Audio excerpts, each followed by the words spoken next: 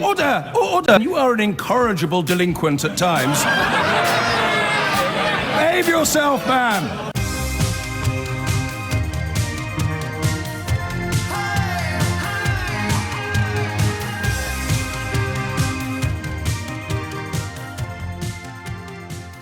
Drawn back today, probably, to the cannabis story and the intervention from the former leader of the Conservative Party, William Hague. I thought we might try and do it operationally or logistically, as in, how would it work? What would happen if the criminalisation was rescinded overnight? I'd also quite like to know what shares I should buy in prospect of this actually happening. But we'll get on to that later in the programme. We may also return to the story of the children's author who thinks that modern-day children's books are letting children down. I was in Waterstones yesterday and I was struck by the amount of old books in the children's section. I was looking for something for one of my girls, and you give the 5 children in it.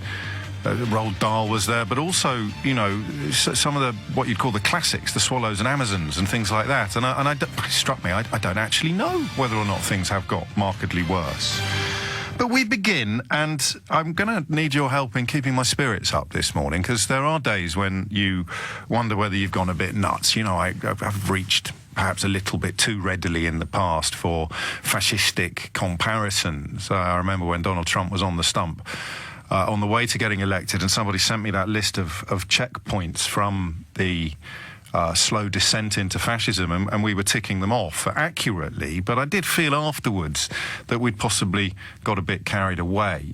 Well, nobody's getting carried away today. I'd start by pointing out that support for the incarceration of children, separating them from their parents and locking them up unaccompanied, support in the Republican Party, I think, is 55 to 35 in favour. So don't think for a moment that this is some sort of anomaly or accident. Donald Trump's calculation is that people will be so upset and outraged by this that he's essentially blackmailing Democrats into supporting the building of the wall while pretending that he never said that the Mexicans would pay for the wall. So he's trying to persuade Congress to pay for the wall that he said the Mexicans would pay for. But I've given up pointing out the lies, as I'm sure you've given up counting them. The story of the, what do you call them? I mean, the facility is about as close to heartbreaking as anything we've ever discussed before. I don't know why, for sure, we talk in a different way about America than we do about countries on the other side of the world. There have been some pretty gross stories coming out of Greece in recent years about how children with mental health issues were looked after there. We know that starvation is commonplace in places like North Korea. There are lots of other countries in the world where children suffer in unimaginable ways. But America has always felt like our, well, I would say big brother, or big cousin, and we always felt, presumably because of our shared history, that we were, I don't know, two sides of the same Anglo-Saxon coin. And now we read that 2,000 children, many, and you have to use the word torn or pulled, ripped, because that's the descriptive verb, from their parents' arms. Reports of some parents being told that their children were being taken away for baths or showers, and then after 15, 20 minutes they realise that they're not coming back. It's not really an immigration issue, because you can make a very sound case for saying that these people should be incarcerated if they've come into a country illegally. It's not something I agree with, but I respect the logic of the argument. So you can easily lock them up if you must, but why would you separate children from parents? That's just cruel. It was a legal device put in place, I think, by Barack Obama, but it never would have occurred to him that it would be enacted. That's something that he'll have to live with. That's something that I hope keeps him awake at night. This is the whole point about human rights legislation as well, isn't it? How many times in the past have we fallen into the trap of saying, well, if you've got nothing to hide, you've got nothing to fear? The point is, of course, that if this government brings in laws that we're confident will only be directed at the people who deserve to be treated in that way, there's nothing to stop another government from using the same laws to go after people you don't think should be pursued. So Obama put things in place that Jeff Sessions, Donald Trump's Attorney General, activated. This is a policy decision. I think it's best described as a shift from civil to criminal offence. And Sessions has pushed the button while Donald Trump, and again, we've given up counting the lies, while Donald Trump simultaneously pretends that it was a Democrat decision. I mean, that is, in a way, another nutshell. His Attorney General makes a decision to do it. The President claims that the decision was made by someone else. The fact that it's only started happening over the last 6 weeks is conveniently glossed over by people who are determined to keep supporting Trump, whatever the story may be. So 2,000 children separated from their families, some of them parents told that their children were going away for baths, not being brought back. You may think that the facts are wrong, but these are the facts that Laura Bush and even Melania Trump have responded to. It's a zero-tolerance approach that was adopted last month and justified as a deterrent. So again, to recognise the logic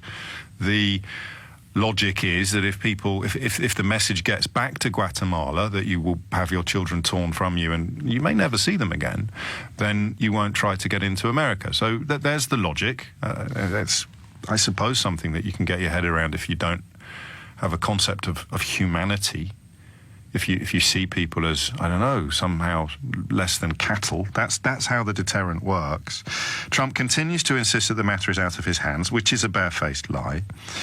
And, of course, the Republicans control both chambers of the Congress and the White House. So the idea that anything going on in the American political landscape is somehow the Democrats' fault is just not true.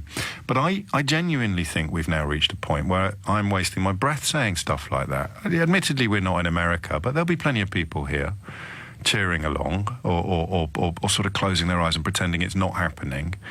And that is the point at which we turn our attention to Italy, where somebody who is often spoken of in the same breath as Donald Trump, the Interior Minister Matteo Salvini, said this yesterday. I think it's a fair translation. It comes from an Italian journalist. He said, "I've asked for a census of the Roma community living in Italy.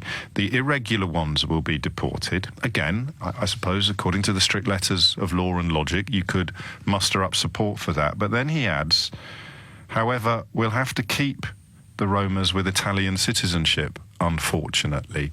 So not even pretending that this has anything to do with legality. He doesn't want the ones that have Italian citizenship in his country, and he is seeing his support in the polls go up. This, I think, is what it feels like. There's a word that the Roma used to describe the last Holocaust. That word is parasmos.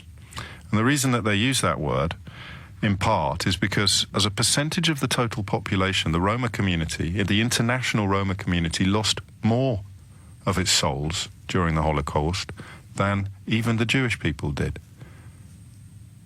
And you now have a politician in Italy growing in popularity, throwing this particular red meat to his supporters. We're going to go after the Roma. You could argue it's legal and logical until he adds, we'll have to keep the ones with Italian citizenship, unfortunately. I'm going to play you some footage now. If you've got the kids around, I think you should just pop Taylor Swift on for a couple of minutes, because this will, if you have a heart, this will break it. This is an American organisation called ProPublica that managed to get a microphone into this facility in Texas, a former warehouse where children are in cages. And I think the most poignant reportage I've read comes from the Times correspondent in Washington, who writes, "When journalists were briefly admitted to the facility, one teenager explained how she had been looking after a toddler, no relation to her, who had been separated from her family for 3 days." I'll play it to you in a moment. I just leant on the button incorrectly then. The thought of your baby, you remember, I mean, the youngest kids here are 4 or 5 years old. Do you remember what they were like when they got lost in the supermarket? Do you remember that? Do you remember what it was like when you were at the fireworks or the fair, and they sort of... You remember how scared you were? And then what they were like when you found them? That's now, in the case of these children, 3 or 4 days without knowing where their mummies and daddies are. None of the other youngsters in the cage, this teenager reported, had known how to change the child's nappy, and officials were unable to communicate with her because she spoke, I don't know how to pronounce this, it's a language indigenous to Guatemala spelled K''ICHE, Kiichi. That's happening in America, one of the richest countries in the world, in 2018, 100 years after the end of the First World War, but nowhere near 100 years since the end of the Second World War. When journalists were briefly admitted to the facility, one teenager explained how she had been looking after a toddler, no relation to her, who had been separated from her family for 3 days. 3 days. I remember the look on my little girl's face when she was separated from her family for 3 minutes. 3 days, making America great again. None of the other youngsters in the cage had known how to change the child's nappy, and officials were unable to communicate with her because she spoke Kiichi. 3 days, not knowing where her mummy and daddy are, and not able to communicate with anybody else in the same cage. A cage full of children, none of whom knew how to change this little girl's nappy. And here is the audio recording that one of these journalists managed to secure.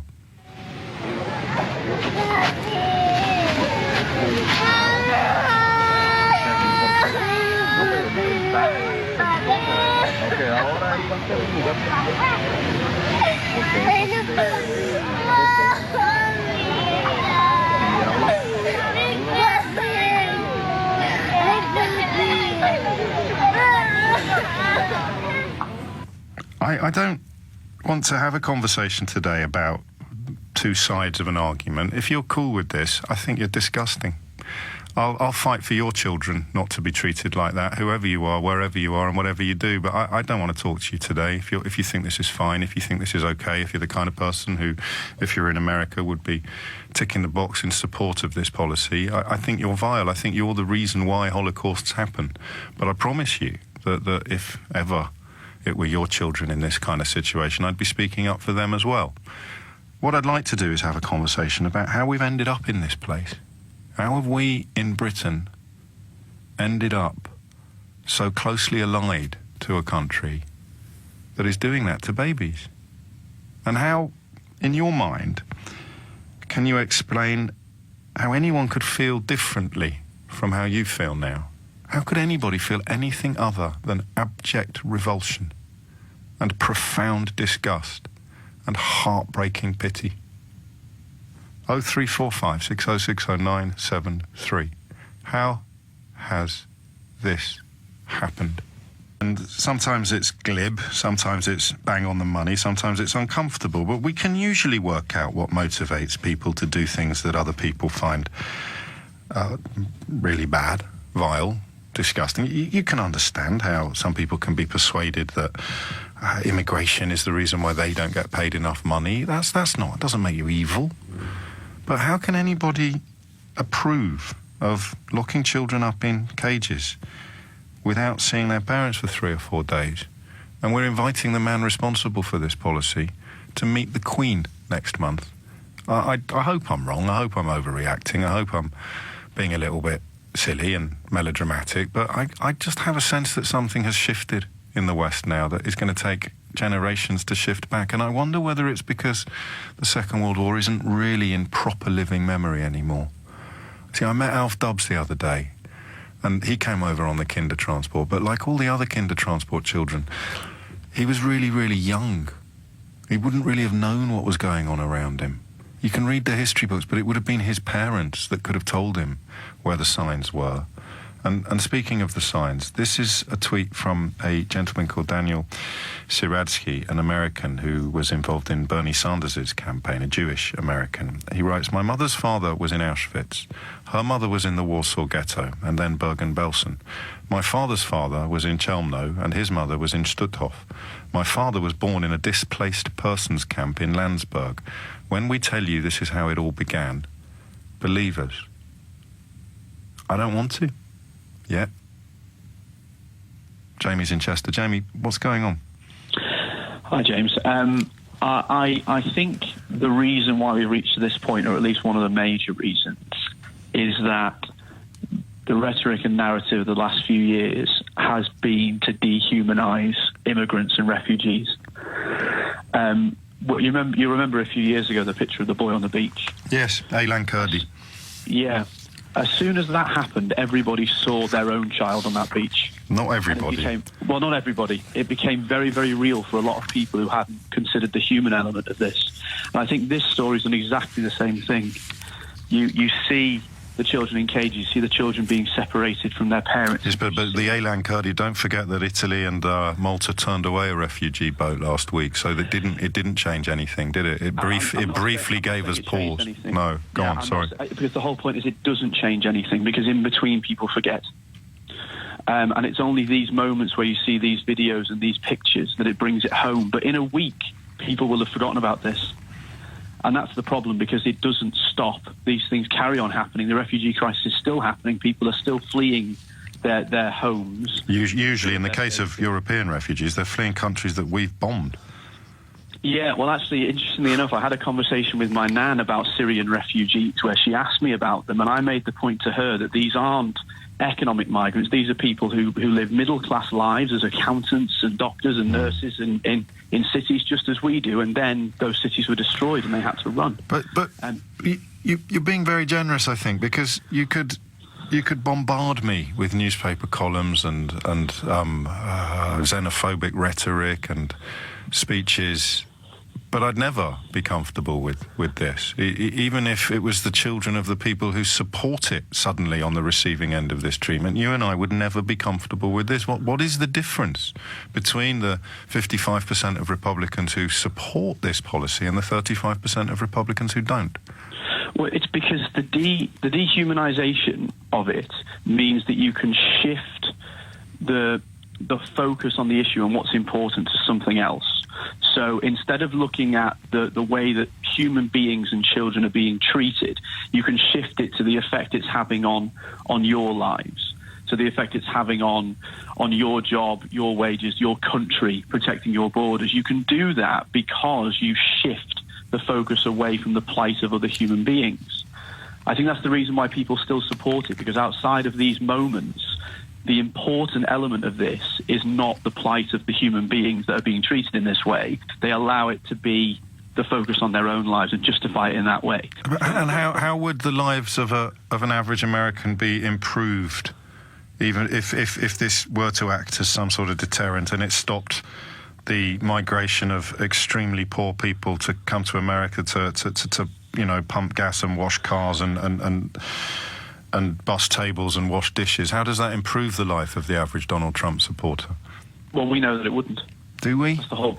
Well, I think. Well, how do they think it will? How do they think it will?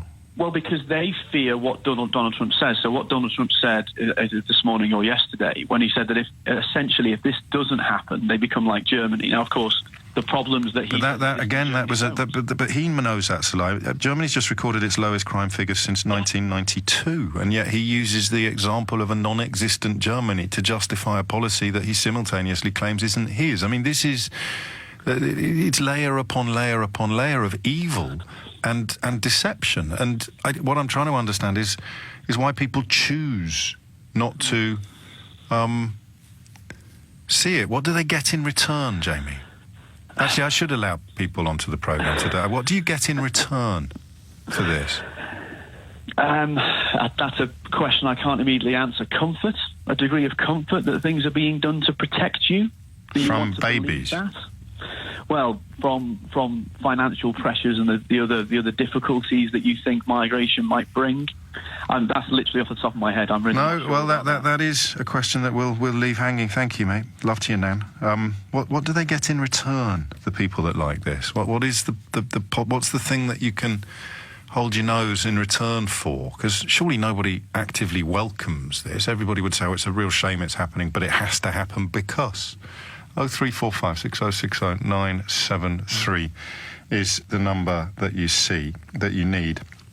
The German parallel, again, an awful lot of people, of course, on social media and in some of the darker corners of British public life, are punting this notion that Germany somehow is suffering as a result of immigration. There are problems that German people, like people in America and Britain and every country on the planet, are susceptible to the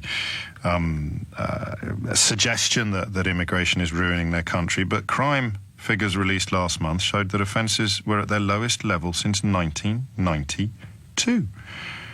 And he writes, the people of Germany are turning against their leadership as migration is rocking the already tenuous Berlin coalition. Crime in Germany is way up. It just isn't. And then he writes, we don't want what is happening with immigration in Europe to happen with us. So when Jamie says a sense of safety, I tell you that something absolutely awful is happening over there where you can't see it. You choose to believe me rather than to check. And then I tell you that I'm doing something to stop that awful thing happening to you. And then you're just left wondering why people have brains if they're so determined not to use them. Michael's in Slough. Michael, what's going on? Hi, James. I'm a first-time caller, a long-time listener. Very welcome. Thank you. The reason I'm calling is I've been listening to the show, and I feel that what's happening is that America is actually showing its true colours. They haven't really changed in over 100 years. They've done the same thing to their own people, and they will do this. They continue to do the same to anyone who isn't like them, i.e., of European descent. Well, that would describe the 35% of Republicans who are comfortable with it, but it wouldn't describe the majority of the country, including, people like Laura Bush and Melania Trump. Well, everybody with a conscience are just as outraged as you are. To be honest with you, a lot of that is just lip service because we don't know that. We don't know that. So we're speculating on everybody's motivations, but I don't want to speculate that the people who claim to be disgusted by it aren't telling the truth.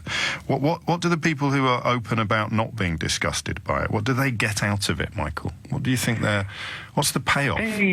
They get a sense of superiority, as your previous caller said. How can you feel superior? I think I'm examining your words. I'm not challenging them. You have to understand that these people think that they are better than everyone else. It's American exception. But you can't be better than anyone if you're locking up babies. You're worse than everyone else. You're worse than everyone who doesn't lock up babies. You cannot convince someone like that what they're doing is wrong. They believe what they are doing is perfectly okay. Hence why they're doing it, because they believe that the people who support them will always support them, because that's how they think, that's how they feel. And that's the tribe, is it? That is the tribe. That's the Republicans. It's Middle America. But how could they hear that footage? How could anybody? And I've got my own. I'm not going to take it from the box of trolls today because I don't know how many of them are real. But how could you hear that footage and not weep? Because they think they're not humans. They're not human beings. This is one of the things that people fail to understand about. But it's a little girl crying, "Daddy, Daddy, Daddy." It's American exceptionalism. It's the same thing as if you go back to... And the Roma in Italy? What's that got to do with American exceptionalism? With American exceptionalism, if you go back through history, you look at what's happened with the Roma in Italy. You have to remember that Italy was also part of confederation with Nazi Germany. And but America fought against them, Michael. They fought against them, but if you look at history again, when America came to the UK and they brought the black soldiers who they didn't want to fight for them... mate, I love you like a brother, and I'm grateful for the first-time call, but you've gone off on one now. If you are persuaded that immigration is terrible and awful and needs to be stopped, then by all means... stop and incarcerate and return families who are trying to get into your country. The question today is, why would you tear children from their parents? Because you've already caught the family, if that's the language you like. So what pleasure do people derive from this? What explains support for it? I'm probably wasting my breath, just to shoot a few ducks, that the law was in place, but it was activated. It was a policy decision enacted by Donald Trump's Attorney General, Jeff Sessions. There were photographs mistakenly disseminated by John Favreau, who was a Barack Obama speechwriter, of children sleeping behind wire fences in de facto cages that turned out to be from 2014 when Barack Obama was in the White House. But they were unaccompanied children who had arrived, and it's also disgusting. If I was president, I'd have spent tax dollars to put them up in hotels and dormitories until they could be united with their families. But it's a very different, despite what you'll read on the usual alt-right fake news sites, it's a very different scenario to what's unfolding now. That was an unprecedented influx of unaccompanied children who were, if you like, caught by the authorities, and they had nowhere to put them. And they weren't taken away from their parents. So the parallels, I guess, exist in a very tenuous way. But even if Barack Obama had done this and we hadn't found out until now, it would be just as disgusting. This is the weirdest thing, isn't it, about politics now, is this idea that people who are defending Donald Trump think that people like us would defend Barack Obama if he was locking up unaccompanied children. It's this idea that the polarity is so entrenched, and this is where I think the psychological warfare undertaken by the Russians has been so powerful. Well, that's just me being generous to people I don't understand. I'd like to think you'd been psychologically manipulated by the Russians, because the alternative is that you are truly evil, and I can't believe that as a human and as someone who tries to live by Christian teachings. I can't believe that. So you have this notion now. It came through, oddly, a very strange example to use, but when Joe Cox's widower got into trouble for alleged sexual assault, and everybody presumed that people who don't like white supremacism would try and stick up for him, because people who do like white supremacism stuck up for Donald Trump when he confessed to being a massive sex offender in that tape. That's the bit I can't get past. The idea that the nasty people think that the nice people are secretly just like them. That's why they use words like virtue signalling, isn't it? You listen to this footage. I'm going to play it again. These are the children in this facility in Texas. You listen to this footage and your heart breaks. Except it doesn't for 35% of Republican voters. And I don't understand why. How can anybody hear it and not weep?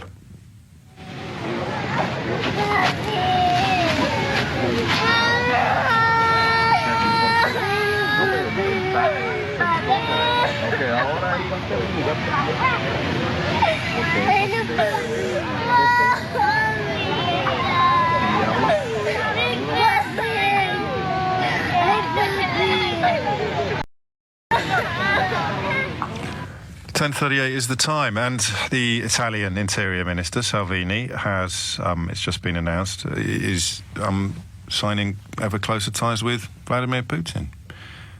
It's almost as if it all fits into place, and yet some people won't see what's going on. Tom's in Doncaster. Tom, what made you pick up the phone? Yeah, hi, James. First of all, I'll be counted and just say that I think it's absolutely, despicable. Of course, of course. It is something which takes us. But he's brought me onto a subject, something that I'm aware of, that our great nation is responsible for, and I'll give you a bit of an assimilation to it.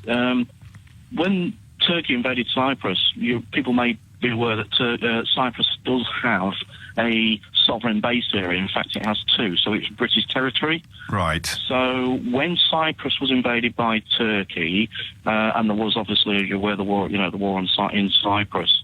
At that time, the MOD, I was in the Royal Military Police, and this was a story I heard firsthand from a chap that had actually been involved and done this. So I'll give you an example of what's happened, and just to say what we're guilty of. Except that we don't know about this, and I mean, by all means, tell your story, but it's not in the national news and being supported by 35% of party voters, is it? But I've had a lot of time since I heard this story to think about it. And it's just with you saying what the issue is, and I'm trying to make a point with that. So what happened here, James, was that the Royal Military Police unit at that time, when the invasion took place, had an interpreter. Now, she was a Greek national, but she was a Greek national without firm status as such. And cut a long story short, when the invasion happened, she fled under refugee status and fled into the woods in a nearby area around Decalia. Now, what happened then, when that was happening, it wasn't just her. There was hundreds of folk who were in that position. And the military police were issuing out blankets, supplies, tins, cookware, and even tarpaulins, and the trench coats, so that they knew they were going to be in the woods overnight, no shelter. Now, that went on for quite some weeks. But it was only after a few days that there was an instruction given to the Royal Merchant Police to go and recover the blankets and the equipment that they'd issued out. What was the rationale? Well, you tell me, and this is the point I'm going to go to. Yeah, go on. This is the point I'm going to go. Now, what happened was, sorry, I was told to speak slower because I was trying to get the point across with you. Anyway, so what happened was, James, one of the actual guys who had worked with the interpreter was one of the NCOs who actually picked up the blankets and met this lady. I was just going to say her name. This interpreter. In the woods with her family, and had to take the blankets back and the pots back. Now, I've asked him the question. I said, how did you feel about that? And why did you do it? I mean, why couldn't you just make the exception? And he said, look, we were under orders. And I said, I just can't get my head around this. But I'm trying to get into the head of the people who give the orders today. So, exactly, and this is what I think it is. Do you know the expression, one person's punch is another person's slap? It's about how you perceive use of force, or how, the use of force, etc. And I think that what this is about, it's about order. It's about what the Americans at the moment are over there, are people in this position, hold dear to themselves as order. But the problem is, one person's idea of what order and maintenance of order is another person's difference. It could be either extreme or it could be very weak. And I think what's happened is it's totally just misguided. And the problem is, where do you then, in the psychology of it all, come to an understanding where you can do that to families in the name of order? But if that person's perception of order is that, James, they don't rate it and they can't quantify it, then it's an anomaly. Order in an authoritarian sense, isn't it? But I don't know. It just seems like such an inadequate word. What do you get in return for not being disturbed by the sounds of weeping children? A sense of order. But isn't this a definition of disorder? I'm arguing against it. I mean, of course you are. I'm trying to wrap my brains. So what I'm trying to say is, James, maybe those people who are in this still, no matter what, are just blind. They're not seeing the wood for the trees, and they get this sense of, but it's order. It doesn't matter that children are being taken from the families. We can't go on like this. We can't keep getting flooded by these. And this is the argument every single time. And it's about people's perceptions, and that's what you're dealing with, human beings here, James. So, unfortunately, my point is here, there may not be no answer to this. It might not be as simple as being saying, what do they get out of it? What they get out of it is down to the individual. And if you've got a bunch of people that are brainwashed or led to believe that it's just in a sense of order, it makes your family safe. It makes your life. I guess in an abstract sense, you must be right. But in a practical sense, in an actual sense, in a concrete sense, how can anyone feel safer when they hear unaccompanied children locked in cages crying? Mark's in Padstow. Mark, what would you like to say? We sort of emigrated to the States about nearly 2 years ago. How do you sort of emigrate? Did you get stuck halfway? Well, we tried living over there. We decided to do it 2 years ago, and we actually booked our tickets for the day after the American election, never thinking Trump would get in, to be honest. So it was a bit of a shock, but we were already committed. Yes. And we're back less than 2 years later. One of the reasons for that is the real support that there is, even in an area, we're in California, where it is supposed to be very liberal, and where if you are a Republican, you wear that quietly. But nevertheless, the actual very intelligent people, nice people, people who are in the church, people who are decent people, who actually believe that Trump is doing a great job, and will for them, the separating the children at the border, it's all red meat for them. That you just what do they chew on when because you're obviously right. But what in their minds as they stand in church on a Sunday and they wave their pro-life banners, and they stand idly by while families are torn apart and children are locked in cages unaccompanied. What does it? What's the payoff? What's the? Do you see what I mean? It's keeping America safe, and it's MAGA. It's making America great again. But keeping them safe from dishwashers and busboys and gas attendants and children, babies. It's not that, though. It's not. It's because what you said earlier, where you say that if you hypothesize something that doesn't exist, yes, people who are there believe it does exist. Right. We have so many. We had loads of friends over there, as I say, nice people in normal circumstances. But they genuinely believe that Germany has got a crime wave, that no-go zones exist in Britain, and that it all gets tied into one Islamist terror somehow sees a Guatemalan baby locked up in a cage. if all the people that we told we were coming back to, we actually live mainly in London. Yeah. You can't go there. It's Sharia law. Yeah. Really? Is it Sharia law? Because I mean, I've been around the East End in the last couple of days. And to be fair, mate, we had a call from Sambach last week who reckoned that Lambeth was a Somali ghetto where you weren't. Oh, I heard that. I heard free that. to walk. But is that, and so you can only, this is where perhaps we can't keep up. This is where any attempt, however well-meaning it is to understand, fails. And it has a very vague echo of Brexit. The fellow last year who said he'd voted to Brexit because there were too many brown faces in his supermarket or his hospital. This notion of someone who's not like you, it's everybody else. You don't even make distinctions between Pakistanis or French people, Poles or Guatemalans. So you just get that beast roaring inside someone, and they can see a terror attack in Germany or a grooming gang in Rochdale as a reason why they have to lock up Guatemalan babies in Texas. But you also, or depends what you like, because the thing that we were in California for 18 months, it was very white and it was very Mexican, with all the Mexicans doing all the whites' work for them. I mean, we lived this, we were in it. When we got back to London, the best thing, it felt like a breath of fresh air, was all the different colours, all the different shapes, all the different languages. Of course, mate. But that's because we live here. That's because we live here and we know what it's like. The other element psychologically is people must enjoy it in some way. They must choose, because you have a choice. You can find out the facts for yourself. You can do a quick Google of crime figures in Germany, or you can choose to believe that there's some sort of immigrant rampage causing all manner of problems. You choose that. They must enjoy believing it. That's the other bit that I find hard. They are totally unquestioning, and whatever they say, whatever he said about Clinton, that was gospel. If he says that Britain's got a knife problem, London's got a knife problem, we were told by everybody, for God's sake, don't go back there. Everybody's stabbing each other. I've just spent 4 or 5 days in London. Okay, fine. Yeah, there are problems. We saw people, the kids driving around on the mopeds in the East End. Well, you be sensible. You keep your phone out of the way, whatever. Yeah, it's a city. You be careful. But what it's not is what they portray it to be. But their acceptance of what anybody, Sessions and Trump say, it's totally unquestioning. It's actually quite frightening. And that is why normally intelligent people just switch it off. Rubbish information without even deciding to go one stage further.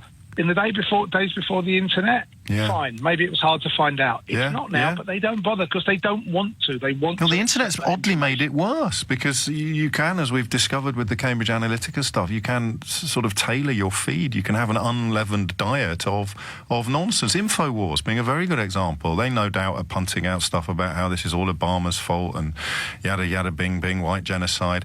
And that is a news source, beloved of Donald Trump, that actively argues that American children were not massacred at Sandy Hook, that it was all a carefully staged hoax, and that all of the grieving parents who appear on television are actors.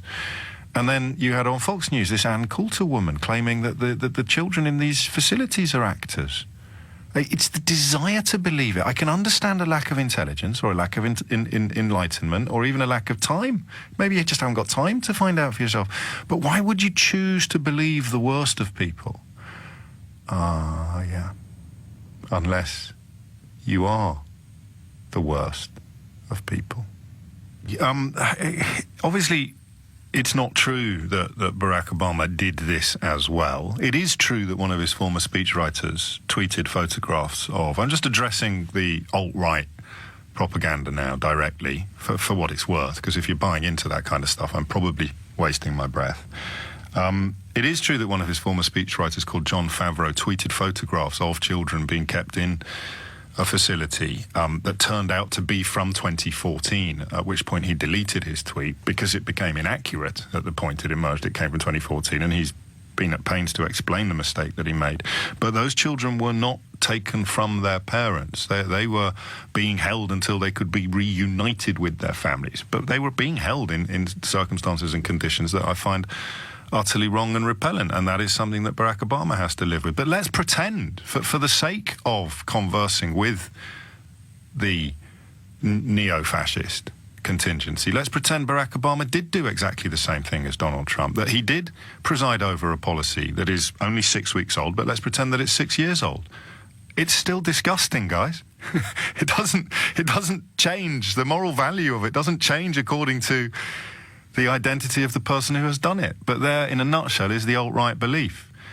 You know, a child abuse undertaken by a brown man is much worse than child abuse undertaken by a white man. Crimes committed by black people are much worse than crimes committed by white people. That is what the alt-right believe. So when you hear someone like me banging on about how disgusting this policy is, you presume I'd be all right with it if it was Barack Obama's policy. That's the disconnect, and that's how Holocausts happen. Alan has been in touch to say, I'm at work listening to the audio of the kids in the camp. I had to leave the office as my boss wanted to know why I'm crying. Get this audio out there. Everywhere. It's vital that this is heard. I just don't know how many minds it changes. It depends how entrenched the position already is. But, Alan, I will, on your behalf.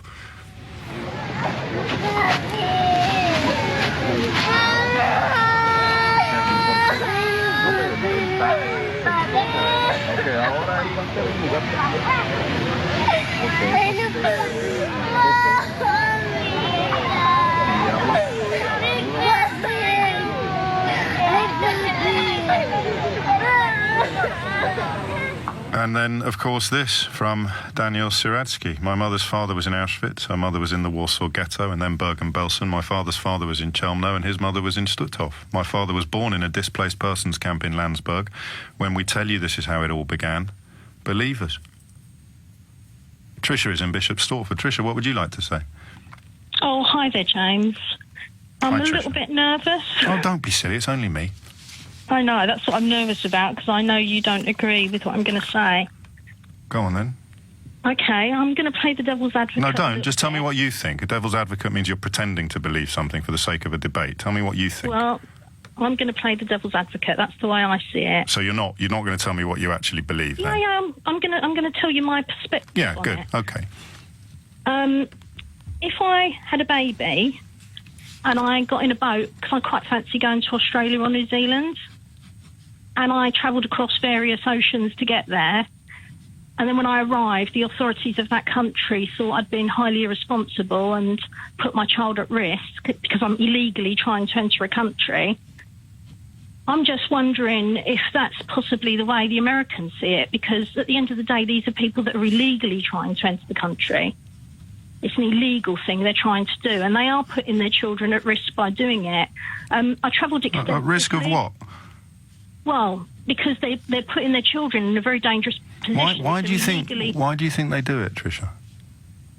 Well, I would never have believed this myself. No, why do you think they do it? Why do you think I'm trying to explain to you. I travelled extensively in India myself. I backpacked around India for a year, and I saw children that were being mercilessly used, sometimes by their parents, sometimes by people that had actually abducted them, to play on the emotions of tourists and various... Honestly, I've seen this myself. Yes, no, I believe you, but it's not the question I asked you. If you're from... I'm just saying people mercilessly use their children to get what they want sometimes. Yes. So if you're living in poverty, in Guatemala and you decide to try to get to America with your family, why do you think you're trying to get to America? Well, personally, if that was me, if I was living in poverty and I wanted to get to another country, I think I'd send my husband first and I'd keep the children safe. Yes. And then if he managed to get passage... But the husband is the only person that can earn a living, and you're already living in abject poverty. Do you not put any blame on the parents at all? Do you No, I don't. No, Tricia, I don't use the word blame in the context of a conversation like this. It's the last word I would ever reach for in a billion years. But I respect your right to reach for it first. What is? Do you think the reason why? Tricia, they try to get into America with their families. Why do you think that is? Because you're right, there are risks. But what they've done is weigh up the risks and decide that is a better chance for their children than staying where they started. Well, when in 2015... Just listen to this again, Tricia. Listen again. No. Yes. I don't know where that... No,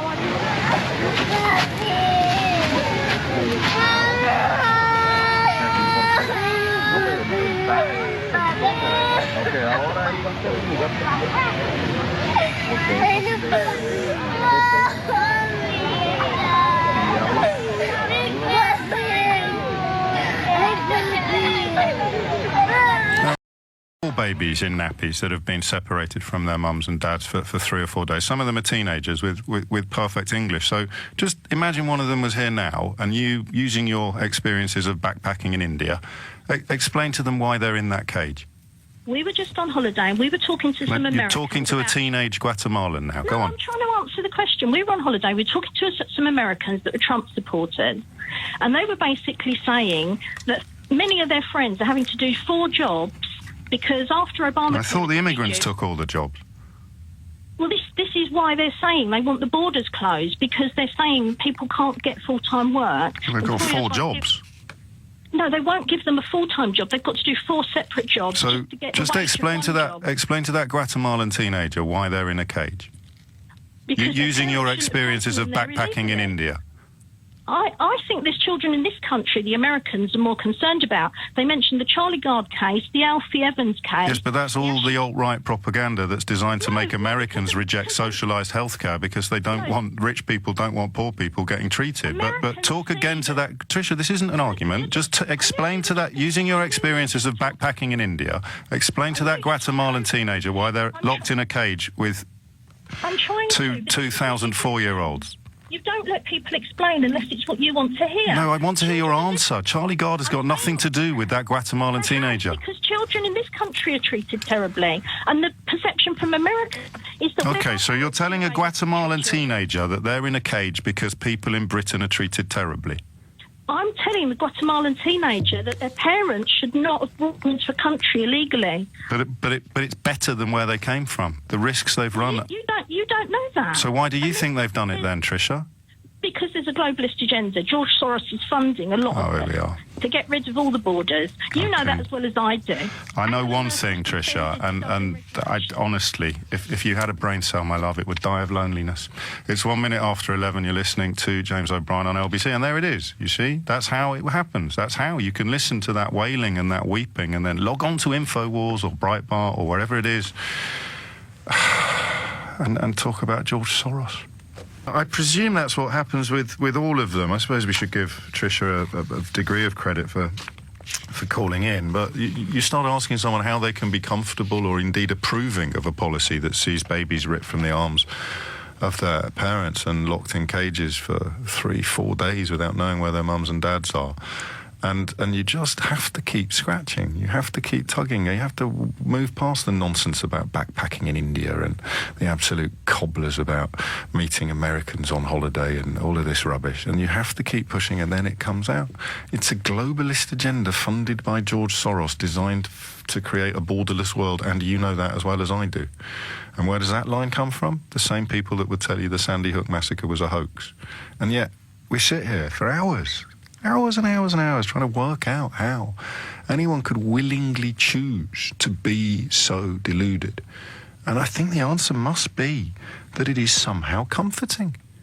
It's also, to be charitable for a moment, if you really did believe that there were globalist conspiracies in place funded by the public figure who declares his expenditure in the polar opposite of what you could describe as the funding structures of right-wing think tanks. But if you really did believe that somebody was trying to steal your biscuits, proverbially speaking, then I guess you'd be in favour of anything that protected your biscuits. So that's the charitable analysis. The problem is that as soon as you posit that charitable analysis, look, maybe these people aren't evil, maybe they're not stupid, maybe they're not dangerous, maybe they're not deluded, maybe they're just genuinely scared because they've been so successfully persuaded to be scared, then you have a psychological disconnect. Because if my children when they were younger thought that there was a monster under the bed, I would show them that there wasn't, and they would go back to sleep happy. With these people, you show them that there isn't a monster under the bed, and they scream at you. They get furious with you. They bombard you with abuse and anger. You say, look, crime in Germany is the lowest it's been since 1992. Oh, you libtard snowflake. What? That's just numbers. It's just counting. Yeah, but we want to believe that we're under siege, under threat, in danger. We actually want to believe it.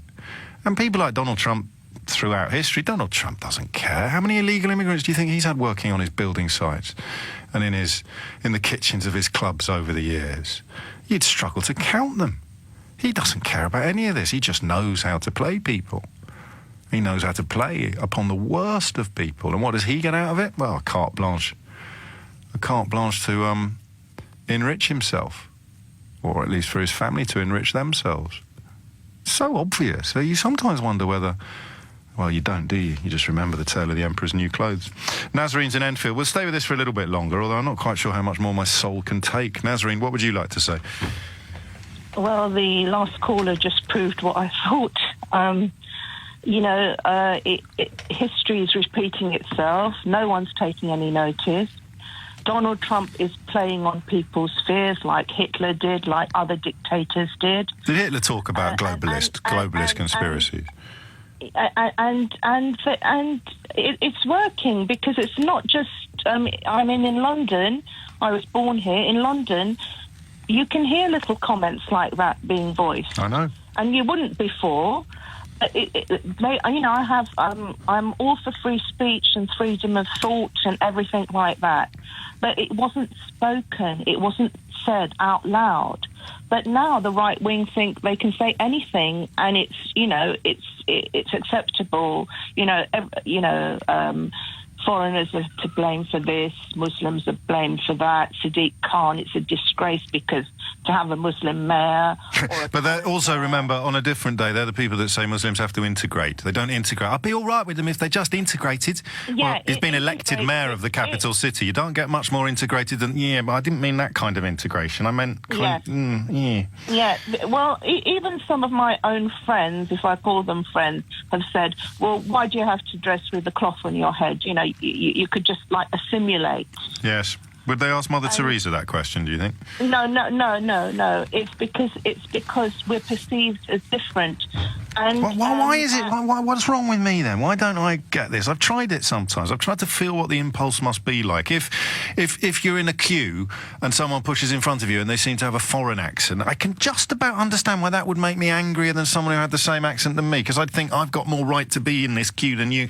But then you just think, oh, stop being such a wazzock and get over yourself. Is it just the wazzock alarm that these people lack?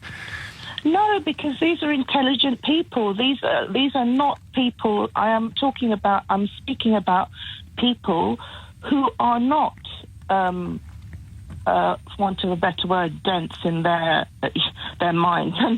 They're choosing to be terrorised. They're choosing to be like this. This is what the danger is. It is not just the right wing at the bottom, the way that it used to be pictured, the working class.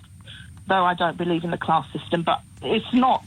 No, that's a myth. That's the thing that well-heeled fascists have always said in order to try and legitimise their politics, claiming that it's somehow a working-class movement. Hitler always used the word Volk, didn't he? Folk, to say folk, working-class folk, to try and make it sound like it was coming from the bottom rather than the top. It's not just the uneducated. People are beginning, and it's rearing its ugly head. You can see all throughout Europe. I mean, it was done in the 1930s, 40s. The Jews.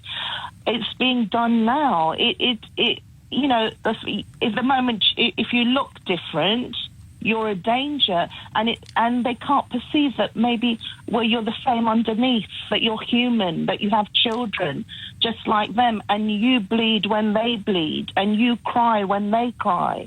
And this is what it's doing. And that's the disconnect then, isn't it? Because even if I was, utterly convinced that the reason why I'm not paid as much as Jeremy Vine is because of immigrants, I was absolutely persuaded that, I'd have the Question Time job if it wasn't for George Soros. Even if I managed to delude myself in such an enormous way, I'd still not want anybody's children to suffer. That's the amazing thing, isn't it?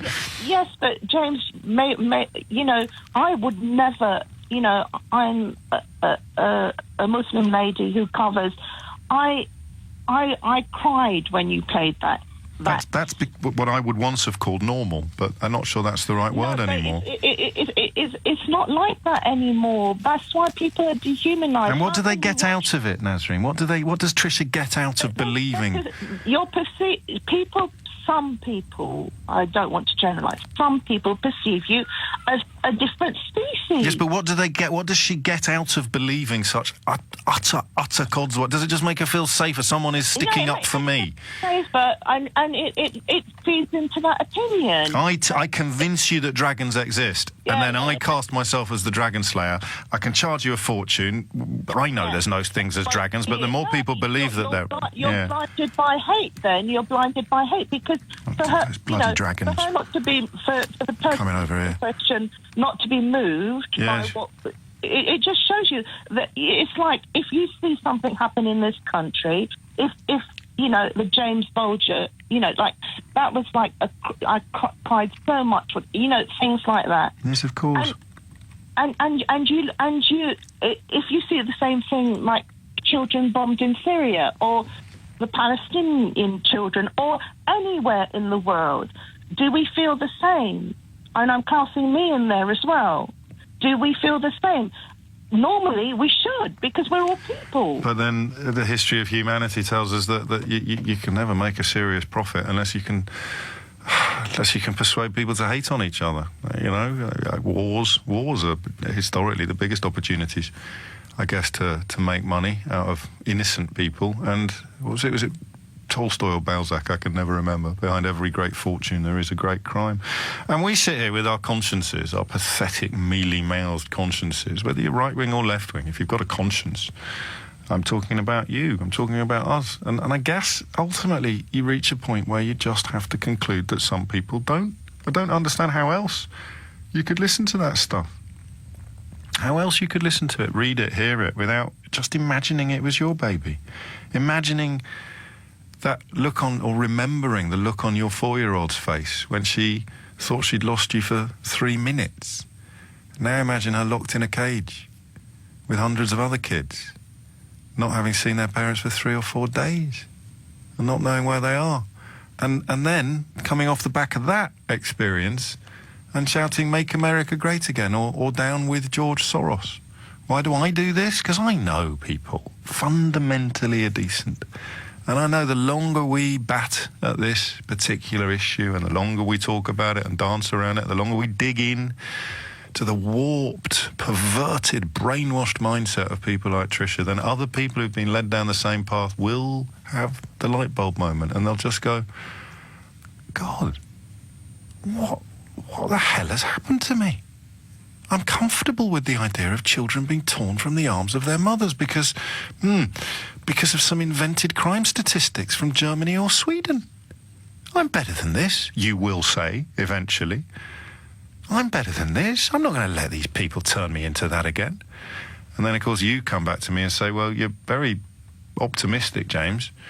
You possibly are overlooking the ease with which fascism has taken root in countries like Italy, historically, Germany, historically, and now America, not historically. And we'll move on, I think, because it's heavy lifting, isn't it? I've explained why it's important to do it, even if sometimes it can be a little bit uncomfortable, and we will return to these issues as often as we have to. Italy will be next. The Interior Minister there, Salvini, the leader of what used to be known as the Lega Nord, now targeting Roma in precisely the same way that the Nazis did. And you know that it's motivated by malice rather than any nonsense about immigration concerns when he says we'll have to keep the ones with Italian citizenship, quotes, unfortunately. Make no mistake about what's going on, okay? And then eventually, probably in, 6 months, we'll be having honest arguments where people will be saying, yes, I am a massive fascist, not pretending to be concerned. Oh, he's doing it, Trump's doing it as a deterrent. All right, well, if it's a deterrent to stop people coming to America, why has he said he'll stop doing it if they vote for his wall to be built, if Congress vote to build the wall between America and Mexico that he swore blind Mexico would pay for? This is the curse of a liberal and a logical mind. You understand stuff, and actually life is probably better when you don't understand stuff. And blame it all on George Soros.